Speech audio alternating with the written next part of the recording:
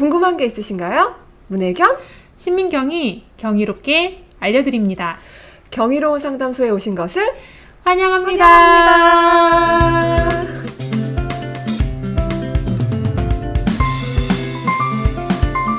안녕하세요. 경이로운 상담소 3회차입니다.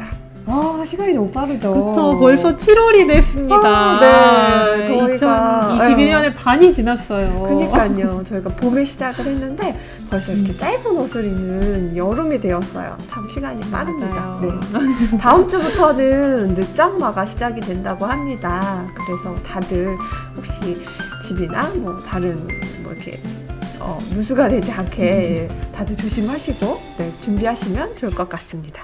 네. 그럼 첫 코너 시작할까요? 네. 첫 코너 알려줘 홈즈. 오늘 알려줘 홈즈 코너에서는 저희가 상담실에서 근무하다 보면은 언어 발달 지원에 대한 문의가 굉장히 많이 들어와요. 그래서 우리가 아이들이 어떻게 언어 발달을 하는지 또 이것들을 촉진하기 위해서 집에서 어떤 방법을 좀 쓸 수 있는지 내용을 준비해 보았습니다. 네, 대리님 오늘 어떤 분을 모셨죠? 네, 저희 복지관 이제 기능향상 지원팀에서 언어재활사로 근무하시는 최현진 선생님 모셔보았습니다. 네, 반갑습니다. 네, 선생님 저희가 이제 좀 궁금한 것들이 있어서 이제 여쭤보고 싶어요. 어머님들도 많이 궁금해하실 것 같고. 아까도 말씀 주셨지만 가장 많은 질문을 주시는 부분이 이제 언어 그런 치료라던가 언어 발달에 대한 질문도 많으시고 실제로 이제 사업 중에 언어 치료 사업이 가장 대기가 길기도 합니다. 그래서 이제 보통의 아이들이 어떤 성장 단계에 따라서 언어 발달이 진행되는지를 알면은 좀 어머님들이 그런 언어 발달에 대한 궁금증이 조금 풀리실 것 같아요.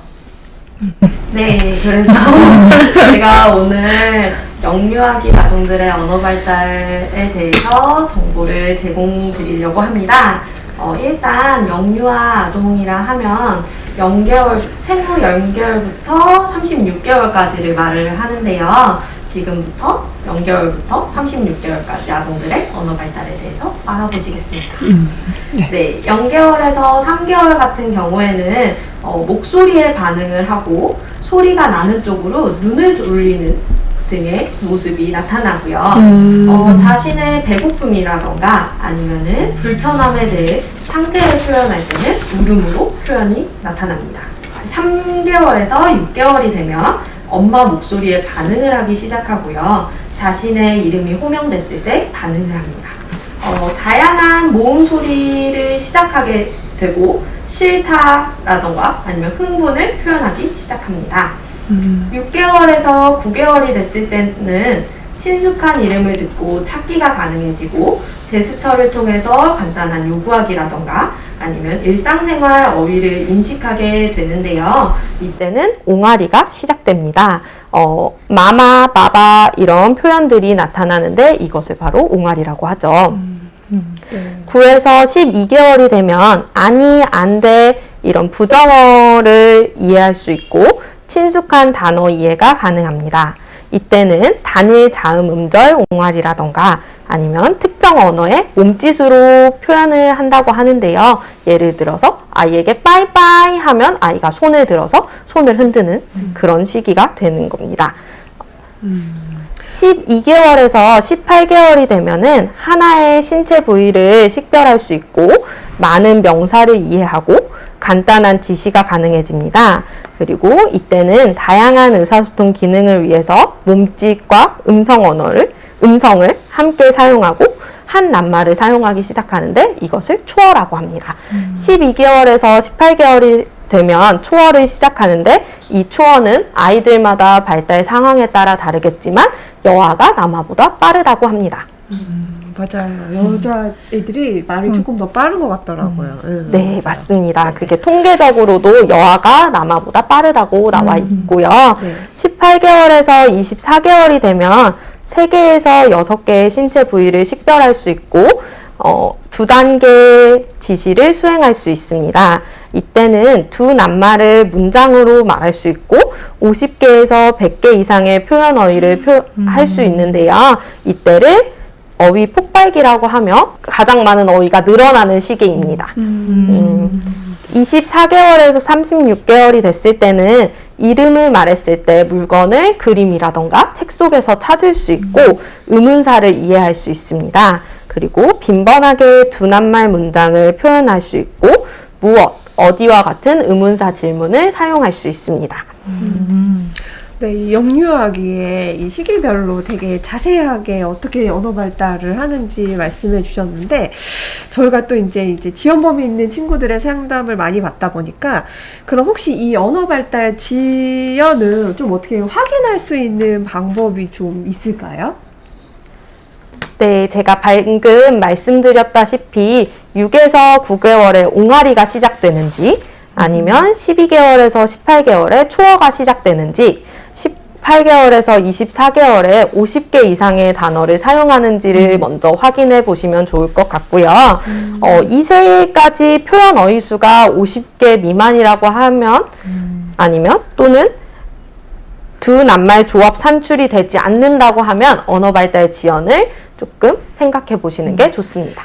두 낱말 조합 산출이라고 하면 뭐 물조, 뭐 장난감 조, 뭐 이런 걸 말씀. 네, 맞습니다. 낱말 두 개를 조사 사용 없이 붙여서 표현하는 상황들을 두 낱말 조합이라고 합니다. 네네. 요 시기에 이제 엄마나 가족들이 잘 살펴봐야 되겠네요. 24개월이 중요하겠네요. 이 기점이. 네. 그럴 것 같아요.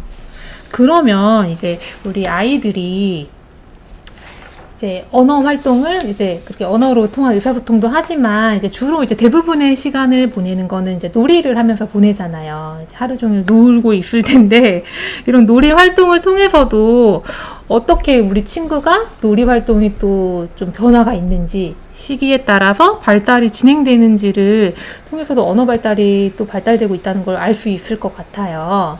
네, 그래서 이번에는 영유아기 아이들이다 보니 상징놀이에 대해서 조금 준비를 해봤는데요. 상징놀이는 지금 3세까지 총 3단계로 나누어서 확인해 볼 수 있습니다. 9개월에서 15개월까지를 초기 및 전환기적 상징놀이라고 하는데요. 9개월에서 10개월에는 탐험적인 놀이를 합니다. 이때는 사물의 기능을 이해하고 표현하지는 못하지만 그 사물에 대해서 탐색을 하는 상황 놀이들을 하고요. 11개월에서 13개월이 되면 전상징기적 행동이라고 해서 물건에 대한 관습적인 사용을 보여주는 겁니다. 예를 들어서 전화기를 들고 귀에다 대본다던가 빗자루를 들어서 막 이렇게 쓰는 척을 해본다던가 이런 행동들이 나타나는데 이 행동들을 통해서 사물의 기능을 이해할 수 있습니다. 14개월에서 15개월이 되면 자동적 상징 행동이라고 해서 자신의 몸을 중심으로 하는 상징 놀이들이 나타나는데요. 빈 병을 들어서 마시는 흉내를 낸다거나 곰인형을 안고 뽀뽀를 한다거나 이런 행동들이 나타나고 이때는 한낱말을 일관되게 사용하는 참조적인 언어 사용이 나타나기 시작합니다. 그 다음에 두 번째 상징놀이 단계로는 16개월에서 23개월까지로 나눠지는데요. 이때를 상징놀이 단계라고 합니다. 첫 번째 16개월에서 17개월에는 단순 상징 행동이라고 해서 자신의 신체에만 국한되지는 않고 다른 대상에게도 행하는 놀이가 나타납니다. 예를 들어서 인형에게 우유를 먹이는 흉내를 낸다거나 아니면 아빠의 모습을 보고 신문을 읽는 흉내를 내는 등의 단순 행동이, 상징 행동이 나타나고요. 18개월에서 19개월에는 단순 상징 행동 조합으로 한 가지의 단순 상징 행동을 둘이나 그 이상의 대상에게 반복하는 겁니다. 이 상황에서는 두 낱말 문장 표현이 가능해지고 두 단계 지시 수행이 가능해집니다. 예로 들었을 때는 마실 것을 엄마, 인형, 아니면 아빠 이렇게 다양한 사람들에게 행위는 똑같지만 행위자가 달라지는 모습들을 볼 수 있습니다. 20개월에서 23개월에는 복합 단순 행동 조합이라고 해서 연속적인 일련의 행동 속에 두 가지 이상의 상징 행동이 나타나는데요. 예를 들어 볼 때는 엄마가 요리하는 모습을 보고 따라한다고 생각하실 수 있을 것 같습니다. 국자로 냄비를 저은 다음에 접시에 따르고 인형에게 먹여주는 거. 이런 행동들이 나타나고요. 마지막으로 24개월에서 35개월 경에는 계획적 상징놀이 단계라고 해서 물건 대치 상징 행동이라던가 대행자 놀이가 나타납니다. 물건 대치 상징 행동이란 하면 습관적인 물건 대신 관습적인 물건 대신 다른 물건으로 대치해서 상징 행동을 보이는 건데요. 예를 들어서 블록으로 다리미 놀이를 한다던가 아니면 빗으로 비누처럼 사용한다던가 생일 케이크가 없는 상황에서 촛불을 끄는 신용을 하는 등의 상징 행동이 나타나고 이 시기에는 소꿉놀이가 시작됩니다. 상상을 하면서 하는 거네요. 네, 그러면. 맞습니다. 이 물건의 기능만 보는 게 아니라 이거 다른 상황을 상상해서 놀이하는 거네요. 네, 계획적 상징놀이 단계에서는 언어적으로 봤을 때 문법적 규칙을 적용하여 언어를 사용하거나 아니면 행위자, 행위, 소유, 거부 등 다양한 의미를 포함한 문장을 사용하는 시기입니다. 그래서 아이들의 놀이 형태를 보시고 우리 아이가 언어 발달까지 잘 이루어지고 있는지 한번 보시면 좋을 것 같습니다. 이 상징놀이를 통해서 그러게. 아이 언어 발달이나 현재 발달 상태를 체크할 수 있는 중요한 게 되겠네요. 이게 상징놀이라는 게. 언어 발달뿐만 아니라 뭐 그런 사회성이라던가 그런 상호작용에 대한 부분도 같이 관찰이 가능할 것 같아요. 네, 언어 발달을 맞습니다. 통해서. 네. 그러면 이제 가정에서 이제 어머님들이 이제 제일 궁금해하실 것 같은데 집에서 아이의 언어 발달을 촉진할 수 있는 좀 쉬운 방법이나 팁이 있다면 좀 이런 것 좀 얘기를 부탁드릴게요. 네, 아이들이 조금 나이가 어린 영유아기이다 보니까 학습적인 방법보다는 놀이를 통한 방법들을 조금 추천드립니다. 예를 들어서 아이의 놀이를 관찰해 보시고 아이가 좋아하는 놀잇감이라던가 아니면 아이가 조금 자주 하는 놀이 형태라던가를 보신 다음에 아이들이 그 상황에 아닌 다른 상황에 을 겪었을 때 어떤 표현들이 나타날 수 있는지 아니면 어떤 표현들을 들을 수 있는지 이런 거를 조금 아이들에게 학습시켜 주시면 좋을 것 같습니다. 이렇게 하시려면 아이에게 하루에 10분에서 30분 내지는 오로지 아이만을 위한 시간을 조금 가져주시면 네. 아이의 발달에 좋은 영향을 끼칠 것 같습니다. 오로지 아이 많은 시간을 적게는 10분, 그래도 많게는 30분까지 정도. 아이만 좀 보고 집중할 수 있는 시간을 가지고 놀이를 통해서 수용 언어나 표현 언어들을 조금 관찰하고 발달시킬 수 있다라는 얘기신 거죠? 네, 맞습니다. 네. 놀이가 아주 중요하네요. 영유아기 아동들이다 보니까 학습적인 부분보다는 놀이가 조금 더 많이 접근할 수 있는 방법인 것 같아요. 이 시기에 어머님이나 가족들이 아이랑 아주 잘 놀아주셔야 될 것 같습니다. 그렇죠? 네, 오늘 너무 자세하게 말씀을 잘 해주신 것 같아요. 그래서 들으시는 분들 너무 도움이 많이 되셨을 것 같은데 오늘 이렇게 내용 준비해 주셔서 최은지 선생님 너무 감사합니다. 네, 감사합니다. 네, 그럼 네. 다음에 기회 되면 또 출연 부탁드릴게요. 고맙습니다. 네, 감사합니다. 두 번째 코너 시작하겠습니다. 무엇이든 물어보살.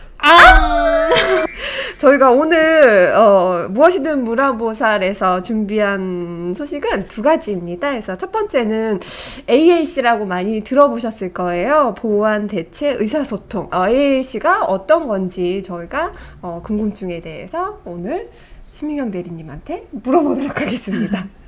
네, 대리님 AAC가 어떤 건가요? 네, 저희가 앞서 그 알려줘 홈즈에서도 이제 그런 언어 발달에 대한 이제 설명을 들었고, 이제 그것들이 다 저희가 의사소통을 얼마나 잘하기 위해서 뭐 치료도 진행하고 뭐 이런 정보들도 얻는 거잖아요. 네. 근데 이제 AAC라고 하면은 이제 보완 대체 의사소통이라고 해서 이제 말이나 이런 언어적인 표현에 조금 어려움이 있으신 분들께서 그런 원활한 의사소통을 좀 지원하기 위해서 보완하거나 대체하는 것, 이제 뜻합니다. 이렇게만 이야기하면 조금 헷갈리시죠? 이제 네네. 뭐 무슨 말인지 이해가 잘 안 되실 수 있을 것 같아요. 네. 그러니까 한마디로 제가 언어로 표현하기 어려운 것들을 다른 상징물을 통해서 이제 다른 사람에게 전달하고 이해시키는 방법이라고 생각을 하시면 될 것 같아요. 네, 그렇군요. 네, 그러면은 이 AAC가 어떤 좀 상징을 사용을 하고 계시나요? 네, 저희가 이게 말 대신에 다른 것들로 표현을 하는 거잖아요. 그래서 제가 지금 하고 있는 뭐 제스처라던가 뭐 이렇게 손짓으로 하는 저희 제스처라거나 말할 때 제스처 되게 많이 쓰잖아요. 그쵸. 그리고 네네. 이제 뭐 청각장애가 있으신 분들 같은 뭐 간단한 수화 같은 것들 혹은 뭐 그림이나 뭐 사진 같은 그런 아이콘을 사용하는 걸 이제 상징이라고 주로 많이 하고요. 그럼 도대체 어떤 것들로 이런 상징을 사용할 수 있는 도구들이 있는지 한번 알아보도록 할게요. 도구들도 있군요. 네네. 네. 어떤 도구가 있어요? 이제 저희가 이제 크게는 세 가지로 나뉜다고 해요. 세 가지로 나뉘는데 첫 번째가 비전자적 도구라는 것이 있고요. 이제 두 번째는 간단한 녹음 도구, 녹음을 해서 전달하는.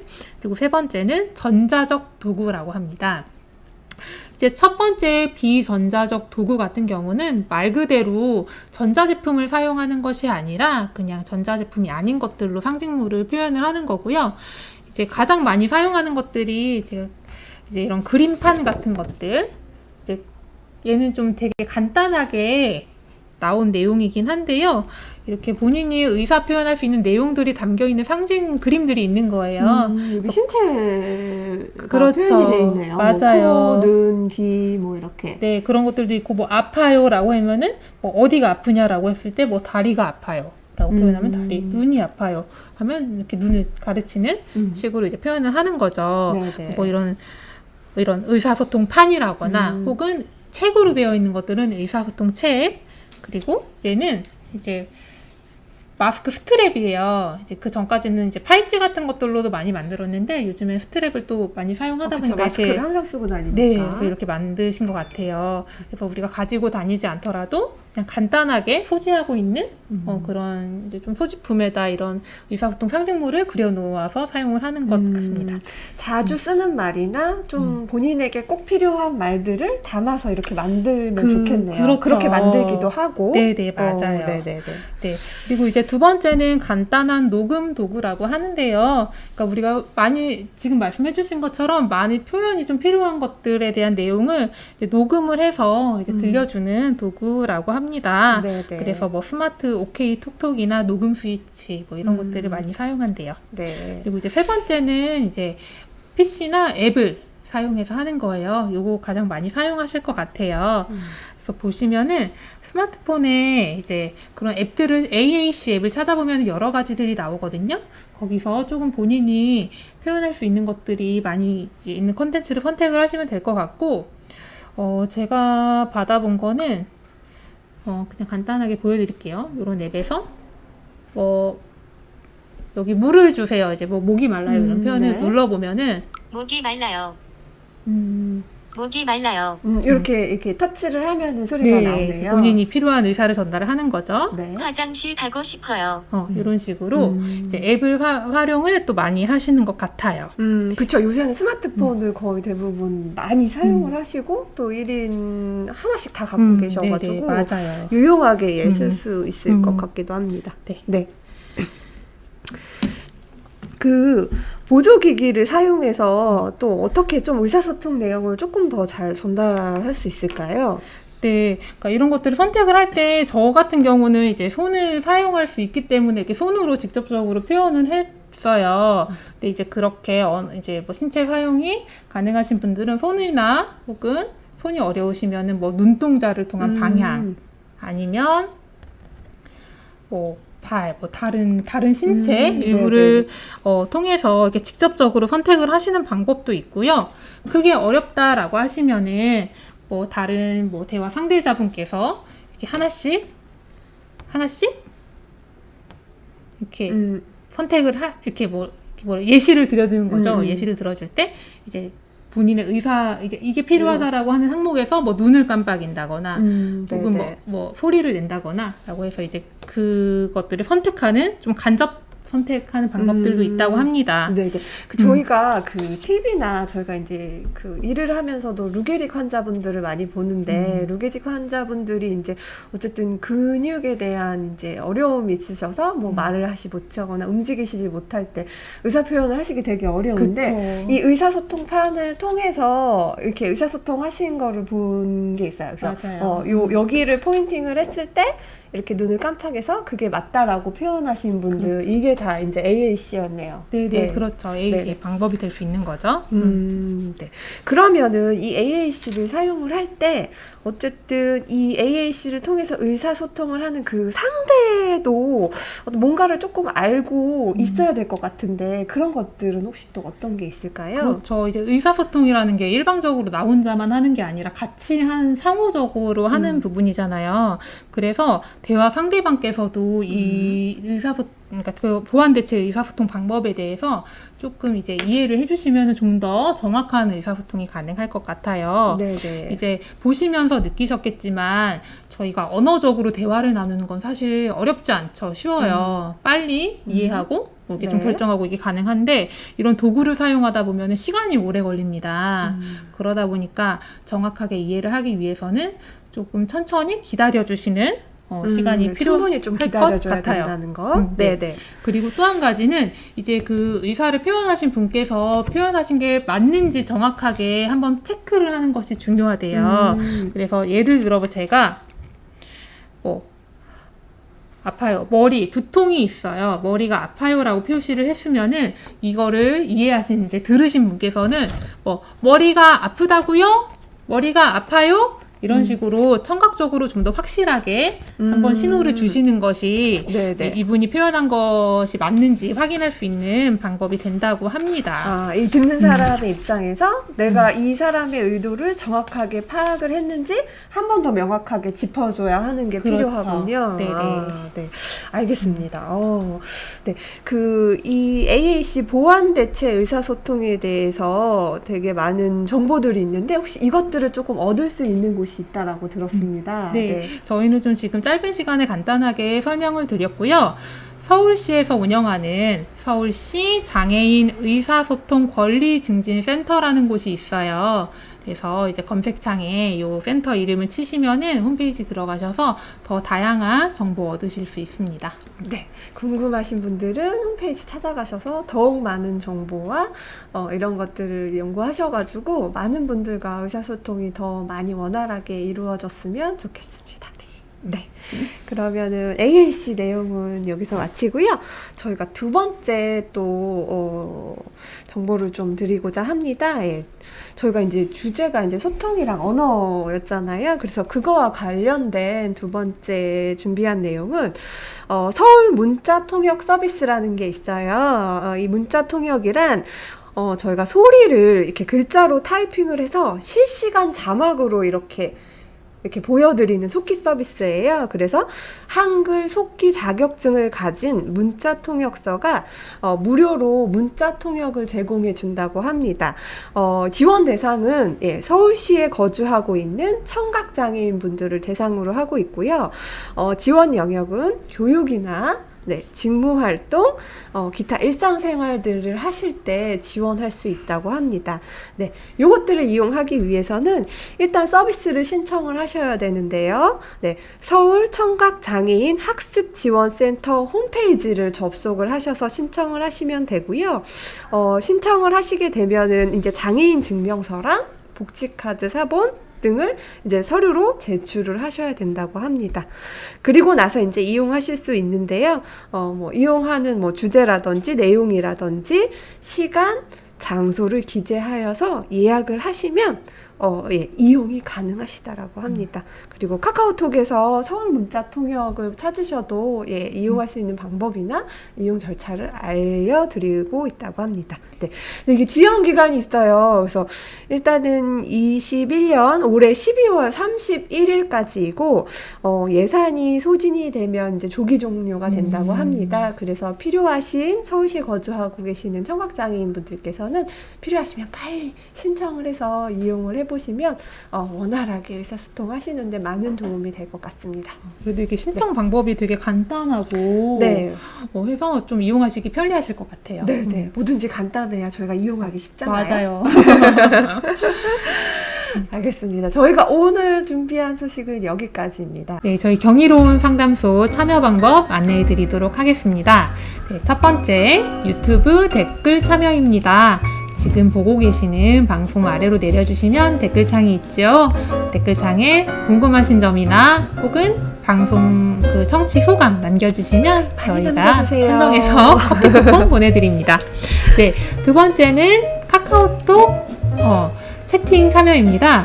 저희 카카오톡에서 이제 플러스 친구에서 저희 성동장애인 종합복지관 검색하시면 플러스 친구로 추가 가능하시고요. 그 대화창에서 또 궁금하신 점이나 참여, 청취 소감 남겨주시면 감사하겠습니다.